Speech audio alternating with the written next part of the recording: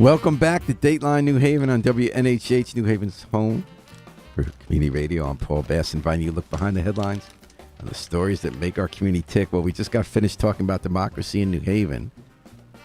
There's a lot of talk about democracy in Israel and whether there's even going to be democracy in Israel. The Middle East, I guess, leading democracy historically, if that's right. And to help us figure out why people are taking to the streets there and why democracy is a top issue, we have the person WNHH always turns to try to understand what's happening in Israel. Tzippy Shmilovitz is an American correspondent for Israel's largest circulation print newspaper, Yedidot Aharanot, and she lives here in New Haven. She's based here, writing about America for Israel, her native country, and now she can tell us what's going on. Tzippy, thank you so much for coming back to Dateline New Haven. Thank you for having me, Paul. And the first question I have to ask you is, why did 100,000 people just take to the streets in Jerusalem? And they say democracy at stake, violence is feared. The ceremonial president, Isaac Herzog, says the country's on the brink of constitution and social collapse. What's going on? Well, it's complicated. There's a new government in Israel, pretty new. It's a very far right-wing government, probably the most far right-wing government in the history of Israel. And they want to reform the courts. That's the language they use. Mm-hmm. Change something that regards basically the Supreme Court. The problem is that this reform, when you look at the details, pretty much make the courts obsolete and give all the power to the government. And when the government has all the power, it's not really a democracy anymore. Even if it's an elected government? Yes. There's an elected government in the United States and everywhere else in the Western world and in big democracy. And you still can do whatever you want. There is a system of checks and balances. Checks and balances. And that's what gave Israel the reputation of the only democracy in the Middle East, because of this system and a very respected judicial system. Israel's Supreme Court is highly respected around the world. And if this reform will pass, that means that this court have almost no power at all. So let's tell people what the reforms are. So they're saying that a simple vote in the Knesset, which is the legislature, would be able to overrule any Supreme Court decision. Yes. The Knesset would, in effect, become choosing the judges. There's now a panel that they might participate in, but they become the majority. And then they would, the Supreme Court would no longer be able to protect minority rights, for instance, on expanding settlements, preventing a Palestinian state. The kind of rules for Palestinians now, they're often protected by the Supreme Court, which is unelected, because that's... Yeah. And then finally, there's a concern about the new Prime Minister, Bibi Netanyahu, might be going to prison if there's a corruption case that continues to be prosecuted. So he wants his personal goal is to be able to not be prosecuted, correct? He's already been prosecuted. I mean, there's already ongoing trial. He wants to, basically cancel the trial. I mean, that's what he wants. And how would that happen under this reform? Well, if he has his own judges, then that's it. You don't need more. The thing with the Supreme Court, it's not. Yeah, we talk a lot about the Supreme Court being kind of the only defense that Palestinians has under the occupation, but it's not just that. Israel doesn't have a constitution. Right. All we have is a bunch of what you can call a Bill of Rights, and the Supreme Court defends so many civil rights, human rights, property rights, economical rights, labor rights. All of these things are being protected by the Supreme Court. If the Supreme Court is obsolete, it's not just that the Palestinians won't have the minimum defense that they have.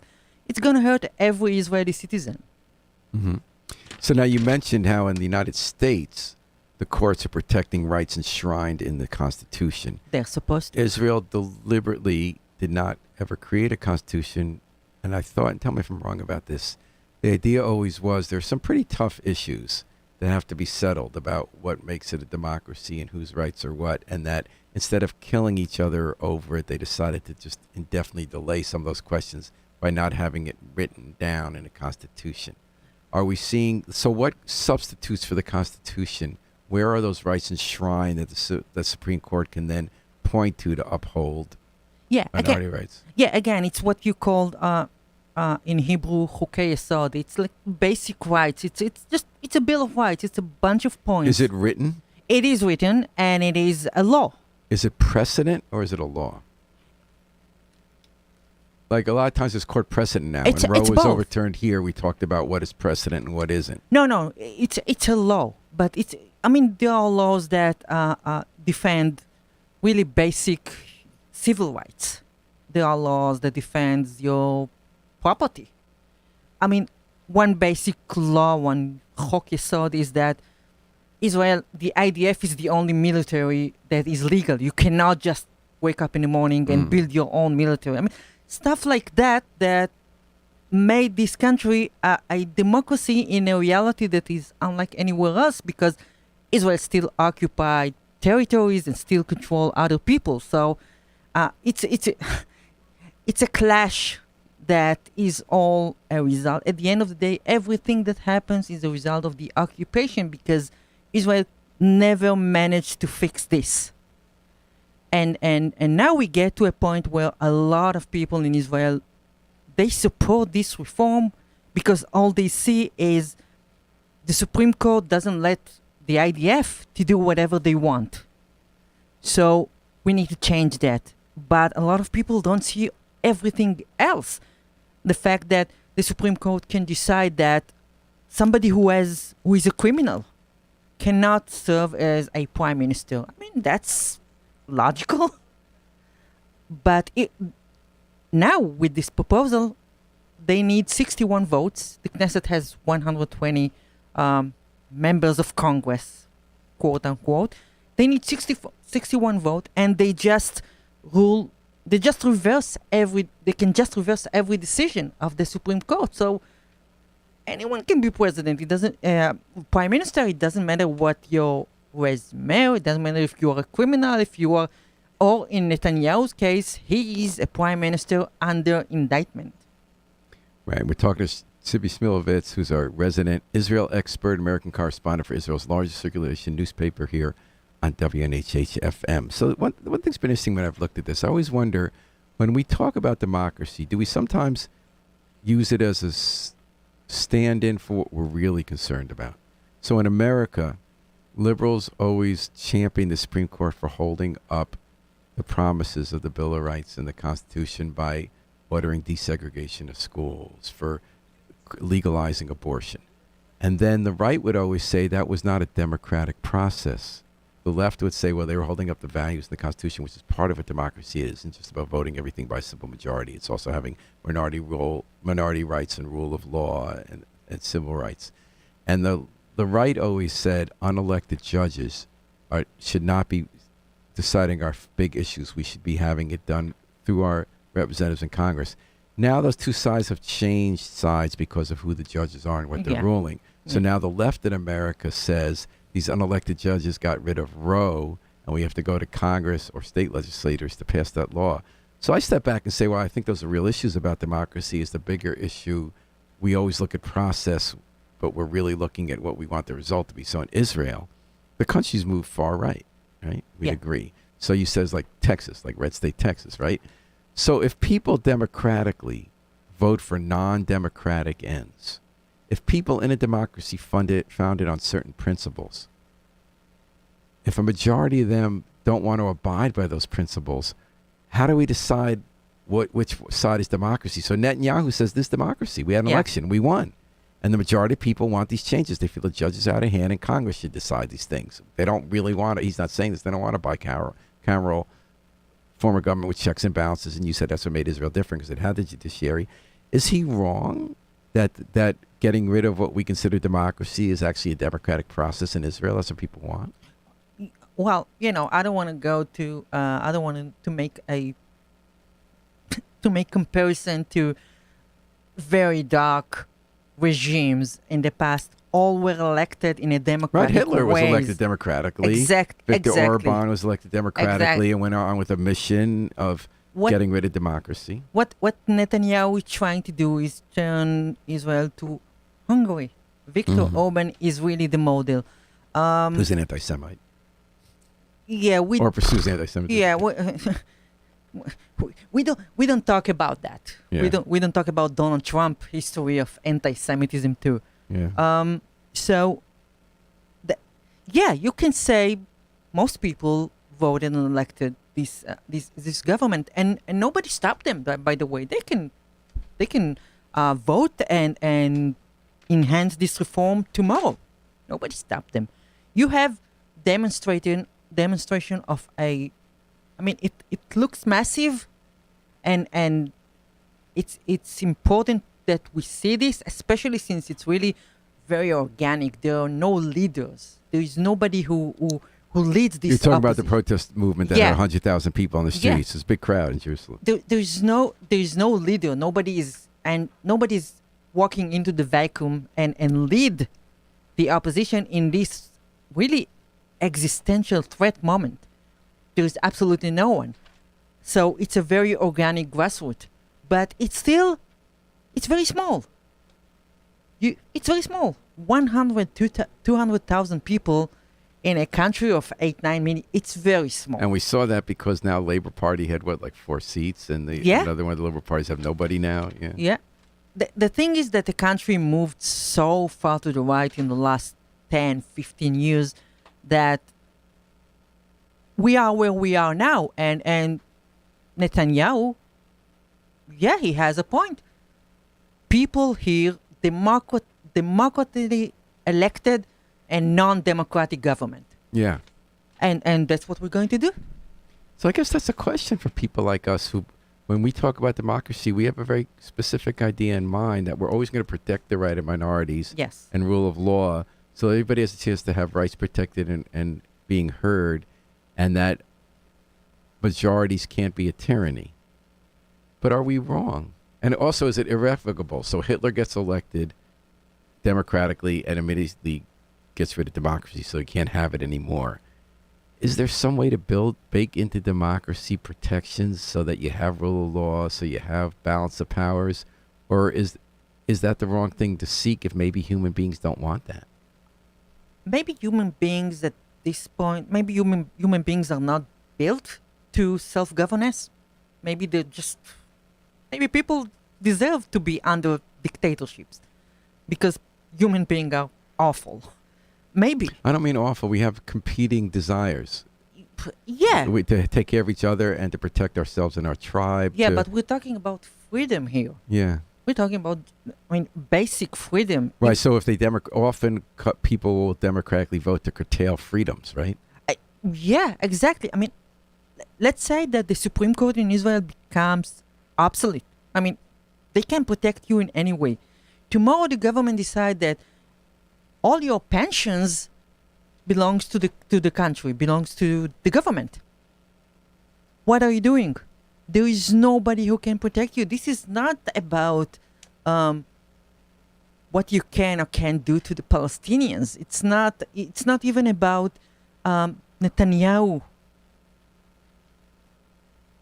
It's about really basic rights, and a lot of people in Israel, they just don't get it. And then from the left, the argument is that while they think it's bad what the government is doing, it's so fundamentally, there's such a fundamental ignoring of Palestinian rights. And that a lot of what this is about underneath is going for more settlements, deporting people who speak up and jailing them, Palestinians, having crackdowns on demonstrations, that they're saying it's not such a big idea because it's not going to be true democracy because nobody is really pushing for democracy of Palestinians. Is that an accurate way to look at it? Yeah, but it's a very, very minority opinion in Israel. The left that you describe almost does not exist in Israel. Or Palestinian rights activists say, who live in Israel, say, as long as neither side is really, as long as Israeli population, Jewish population is so overwhelmingly voting against democracy for Palestinians, these are other sideshow issues. It's kind of fundamental. It's not sideshow, but it's a result. It's a consequence. So you're saying that the it's a fight for ripple effect. It's everything. Everything starts with the occupation. I agree with that. Mhm. But a left Israel that really care about that almost does not exist today. Mm-hmm. So you're making the point, Tzippy, that even if the Palestinian occupation issue is fundamental, this other issue is tied into it. That democracy, in terms of basic structures of government, if you fight for that, you'll also be fighting for a way to protect minority rights. Yeah, and what I'm saying is that without the occupation, so many things that led to this massive divide in the Israeli society wouldn't happen. So we are where we are because of the occupation. We got to this point because we had to do all kinds of deals and signed all kinds of codes, which led to assassination of a prime minister, which led to, and that changed the country. We talked about that last time, the Rabin assassination. So what are you looking forward? What should the United States do? What should Biden do? What should American Jews do about the changes in Israel? I don't think that Biden's going to do anything, to be honest. I think that when it comes to Israel, he is one of the most pro-Israel presidents ever. So there is a confidence in the Israeli right that they can do whatever they want in the United States. We never draw a red line. And they are right. It's never going to happen. There is nothing that Israel might do and will make the United States object in a real way, not just, statement from the White House. It's not going to happen. So I don't expect Biden to do anything beside him and Blinken releasing statement, talking behind the scene, trying to postpone this thing. Everything about America and the Middle East is just, let's postpone everything. Let's leave another day. What would you like American Jews to do? I don't know if there's anything that they can do. I mean, liberal Jewish America is already kind of pariah in Israel because it's a liberal, progressive, lefty community. So the influence is less. The influence is almost, it's almost vanished. Mm. So do you have any hope as someone born there? How are you feeling about all this? I'm anxious, to be honest. This is an existential threat. It's not like war. It's not like the Yom Kippur War. It's not like, but as a society, this might be a break that I don't know if we can put together. Mm. Well, thanks for giving us the warning. Next time you come, we're going to have good news, right? That somehow we got through this. You always invite me to talk about good news. I want you to come back next time with good news to report that we're going to find some way through it. Yeah, okay. Not just in Israel, but in Hungary and even the United States. Yeah, okay. And how are things at Yedidot, Aharanot? How's that beat going? All good. All good. What was your favorite story you covered recently? Actually, I had an interview with two French guys who did a movie about January 6th, and that was fascinating. I don't think a lot of Americans understand how close this country was to a real disaster, and the movie is shocking. So that was my last interview. It's so interesting. It was done by French filmmakers interviewed by Israeli reporter to see what we're not seeing in our country. But they live in America, so they were just born in French. Well, thank you as always. What a treat it is to talk to you, Tzippy. Thank you, Paul. On WNHH-FM. Thanks for helping us understand a little better what's behind the headlines. Thanks, Paul. Thanks to Harry Drost, the best station manager on any of the multiple platforms in our multiverse. We're going to take it out with the Afro-Semitic Experience, performing I Wish I Knew How It Would Feel to Be Free from the group CD, A Plea for Peace. This is Paul Bass inviting you to fly free with us all day, all night, and all weekend long on WNHH. New Haven's home for community radio.